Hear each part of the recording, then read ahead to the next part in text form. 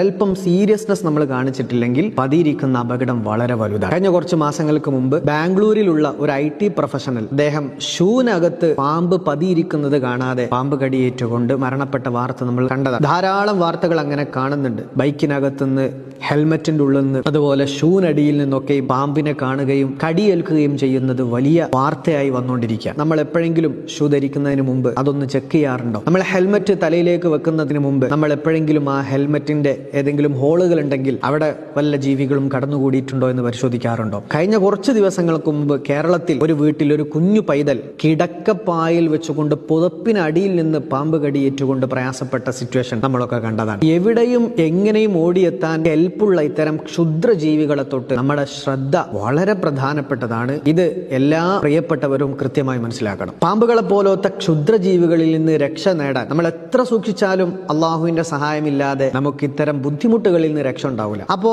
ആത്മീയമായിട്ട് നമ്മൾ റബ്ബിന്റെ സഹായം കിട്ടാൻ വേണ്ടി മഹാന്മാര് പഠിപ്പിച്ചു തന്ന നല്ലൊരു ദിക്റുണ്ട്. ബിസ്മില്ലാഹില്ലദീ ലാ യദുറു മഅസ്മിഹി ശൈഉൻ ഫിൽ അർദ് വലാ ഫിസ് സമാഇ വഹുവസ് സമീഉൽ അലീം. ഈ ദിക്ർ മുകളിൽ കൊടുത്തിട്ടുണ്ട്. ഈ ദിക്ർ രാവിലെ വൈകുന്നേരം ഒക്കെ നിങ്ങൾ പതിവാക്കി കഴിഞ്ഞാൽ ക്ഷുദ്രജീവികളുടെ ആക്രമണത്തിൽ നിന്ന് അള്ളാഹുവിന്റെ കാവലുണ്ട് എന്ന് മഹത്തുക്കൾ പഠിപ്പിച്ചിട്ടുണ്ട്. ഇതെല്ലാവർക്കും നിങ്ങൾ ഷെയർ ചെയ്ത് കൊടുക്കുക. കടിയേറ്റ് പിന്നെ നമ്മൾ സങ്കടപ്പെട്ടുകൊണ്ട് കാര്യമില്ല. നമ്മൾ സൂക്ഷിക്കേണ്ടത് നമ്മൾ കൃത്യമായി സൂക്ഷിക്കുകയും കൂടെ ആത്മീയമായിട്ടുള്ള തരം പരിഹാരങ്ങളൊക്കെ നമ്മൾ ജീവിതത്തിൽ പതിവാക്കുകയും ചെയ്യണം. ഇതെല്ലാവർക്കും ഒന്ന് ഷെയർ ചെയ്ത് കൊടുക്കുക. അള്ളാഹു നമ്മളെല്ലാവരെയും